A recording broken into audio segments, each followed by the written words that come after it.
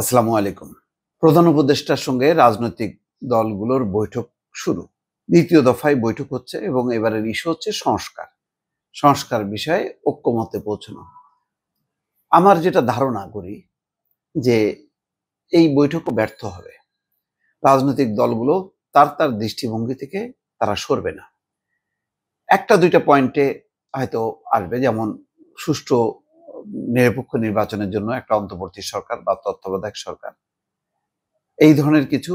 আর বাকি হয়তো দ্বিকক্ষের পার্লামেন্ট, অথবা হইতে পারে যে রাষ্ট্রপতিকে কিছু ক্ষমতা বাড়ানো। এইগুলি ছাড়া আমি আর খুব বেশি আশাবাদী না। আশাবাদী না হলেও এখন করার কি আছে? করার একটাই মূল যে বিষয় সংস্কার, সেটা হলো একদম নির্বাচন নিরপেক্ষ।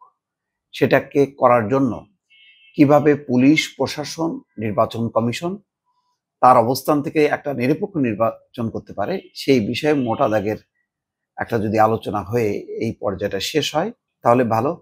আর যদি না হয়, সংস্কারের নাম করে যদি এই যাত্রাটা যদি প্রলম্বিত হয়, রাজনৈতিক সংকট বাড়বে, সংকট থেকে সংঘাত হবে এবং একটা অশনি সংকেত রাজনীতির আকাশে ঘোরাফেরা করছে। অনেক রকম কানাঘুষা আপনাদের মধ্যেও আছে, আপনারাও জানেন সেগুলো, আমি আর সেগুলি বললাম না। কিন্তু সেটা পরিস্থিতি খুবই নাজুক হবে। যে কোনো দিক থেকে যে কোনো একটা যদি দুর্ঘটনা ঘটে, তাহলে আমাদের একেবারে ঘাড়ের কাছে নিঃশ্বাস নিচ্ছে ভারত। ভারত কিন্তু এর সুযোগ নেবে। ভারতে অবস্থান নেওয়া যেই শেখ হাসিনা এবং তার দলবল, তারা কিন্তু অপেক্ষায় আছে যে বাংলাদেশে একটা তারা রাজনৈতিক দুর্ঘটনা দেখতে চায়। তো সুতরাং এরকম ঝুঁকিপূর্ণ অবস্থায় খুব বেশি কিছু নিয়ে মূলামূলি করা ঠিক হবে না। মোটা দাগের কিছু কাজ করে একটা কৃতিত্ব তো নিতেই পারে, যে একটা নিরপেক্ষ নির্বাচন। এখন ওই যে ভয়, নির্বাচন হলে কি হবে, নির্বাচন হলে তো বিএনপি আসবে, বিএনপি আসলে তো সেই তাদের চেহারা তো আগেই দেখছি, তারা কি করবে, কি এমন ভালো করবে, এইসব চিন্তার মধ্যে যদি থাকা হয়, আর তাড়াতাড়ি নির্বাচন দেওয়া মানে হচ্ছে ভারতীয় বয়ান প্রতিষ্ঠিত হওয়া, এইসব যদি ট্রাপের মধ্যে পড়ে সরকার, তাহলে সর্বনাশ হবে, এটুকু বলা যায়। যাই হোক, বৈঠকের শুরুতে প্রধান উপদেষ্টা বক্তব্য রাখবেন, পরে দলগুলোর নেতারা বক্তব্য দেবেন। ৬ সংস্কার কমিশনের দেওয়া সংস্কার প্রস্তাব নিয়ে জাতীয় ঐকমত্য কমিশনের দ্বিতীয় দফার বৈঠক আজ। গত ২০শে মার্চ থেকে ১৯শে মে পর্যন্ত ৩৩টি রাজনৈতিক দল এবং জোটের সঙ্গে ৪৫টি অধিবেশনে সংলাপ করে জাতীয় ঐকমত্য কমিশন।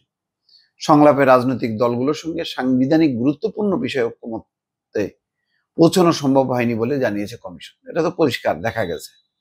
তবে বেশ কিছু বিষয়ে ঐকমত্য এবং আংশিক ঐকমত্য হয়েছে। দ্বিতীয় দফার এই বৈঠক হবে বিষয়ভিত্তিক বলে জানিয়েছে কমিশন, অর্থাৎ সাবজেক্ট ওয়াইজ তারা কোথায় কোথায় মিল পাওয়া যায় তার ভিত্তিতে একটা ঘোষণা, জুলাই ঘোষণা। যেসব মৌলিক বিষয়ে রাজনৈতিক দলগুলোর ঐকমত্য পোষণ করেনি, সেই বিষয়গুলো নিয়ে আলোচনা হবে। জামাতে বিএনপির পক্ষ থেকে সালাউদ্দিন আহমেদ থাকবেন এবং ইসমাইল জবিউল্লাহ থাকবেন চেয়ারপারসন উপদেষ্টা।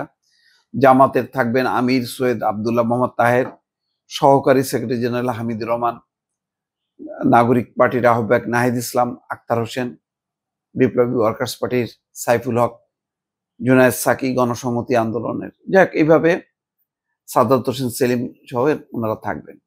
তো এটা থাকা বড় কথা না, মোটা দাগে এখন রাজনৈতিক দলগুলোকে চেষ্টা করে এটা আর বেশি প্রলম্বিত করা উচিত না। এটা সংক্ষিপ্ত করে দ্রুত নির্বাচনের দিকে যাওয়াটা হবে সর্বোত্তম পন্থা। তা নইলে ভুল বোঝাবুঝি হবে, দূরত্ব বাড়বে সরকারের সঙ্গে। ডক্টর মোহাম্মদ ইউনূস সম্মানের সঙ্গে এসছেন, সম্মানের সঙ্গে বিদায় নেন, এটাই হচ্ছে সবার প্রত্যাশা। সেই প্রত্যাশাটা পূরণ করতে গেলে রাজনৈতিক দলগুলোকে যেমন সহনশীল হতে হবে, তেমনি ডক্টর মোহাম্মদ ইউনূসও তার সরকারের পক্ষ থেকেও সহনশীল আচরণ করতে হবে।